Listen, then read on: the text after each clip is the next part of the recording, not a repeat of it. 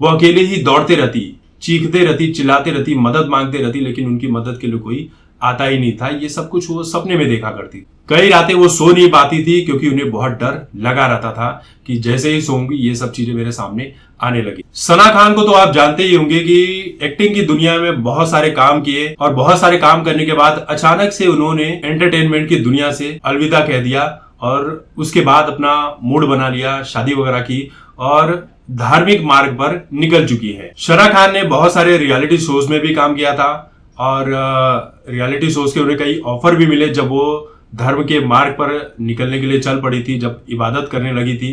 तो उस वक्त भी उन्हें ऑफर आया था, लेकिन उन्होंने कहा कि मुझे अब नहीं करना है क्योंकि मैं वापस इसमें नहीं जाना चाहती हूं, क्योंकि अब फिर गई तो शैतान जो है वो मुझे फिर से बांध लेगा और मुझे छोड़ेगा नहीं, इसलिए मैं शैतानी दुनिया में नहीं जाना चाहती हूं। सना खान का ये कहना है कि रोहित शेट्टी का जो खतरों के खिलाड़ी वाला है सीजन 9 में वो थी और सीजन 10 के लिए भी उन्हें ऑफर किया गया था, लेकिन उन्होंने उस ऑफर को ठुकरा दिया था ये कहकर कि शैतान मेरा पीछा करने लगेगा, फिर से पकड़ लेगा और मैं उस दुनिया में नहीं जाना चाहती हूं क्योंकि मैं अब इबादत की राह पर निकल पड़ी हूं। अनस से उन्होंने शादी की, उसके बाद जगह जगह वो घूमते रहती हैं, अब धर्म की मार्ग पर निकल चुकी हैं। सना का ये कहना है कि 2019 उनके लिए बहुत कठिन था, रमजान का महीना था और उन्हें अजीबोगरीब चीजें होते हुए दिखाई पड़ती थी। खासकर जब वो सोती थी तो 10 दिनों तक उन्हें अजीबोगरीब सपने आते रहे। कभी उन्हें जलती हुई कब्रें दिखाई पड़ती थी, कभी लोगों की चीखें और चित्कार सुनाई पड़ती थी।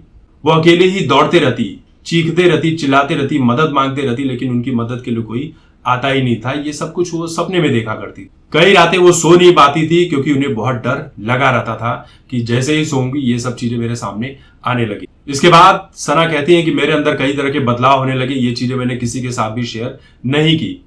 इसके बाद उनकी जिंदगी में बदलाव आने लगा और उन्होंने टीवी इंडस्ट्री को हमेशा के लिए अलविदा कह दिया। उनका यही कहना है कि अगर वो खतरों के खिलाड़ी शो को एक्सेप्ट कर लेती तो शैतान जो है वो उनके अंदर घुस जाता। शैतान बहुत पावरफुल होता है, उसके साथ फिर से लड़ाई लड़नी पड़ती और उसे काबू में लाना बहुत मुश्किल हो जाता।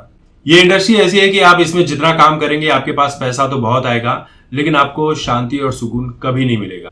इस इंडस्ट्री से मैंने खुद को बचाने का फैसला किया, अब मैं धर्म की मार्ग पर हूँ, इबादत किया करती हूँ। तो चलिए अच्छी बात है। बहुत सारे ऐसे लोग हैं जो जैसे दंगल में वो जो लड़की थी, क्या नाम उसका याद नहीं आ रहा है, जिसने गीता फोगाट वाला रोल किया था बचपन का, वो उस लड़की ने भी छोड़ दिया फिल्मी दुनिया को, अब धर्म की मार्ग पर निकल पड़ी है। तो चलिए जिसका जहां मन लगे निकल जाना चाहिए। ऐसे भी हिंदू धर्म की भी बहुत सारी एक्ट्रेस है जिन्होंने फिल्मी दुनिया को छोड़ दिया, अब वो आध्यात्म के मार्ग पर निकल पड़े हैं।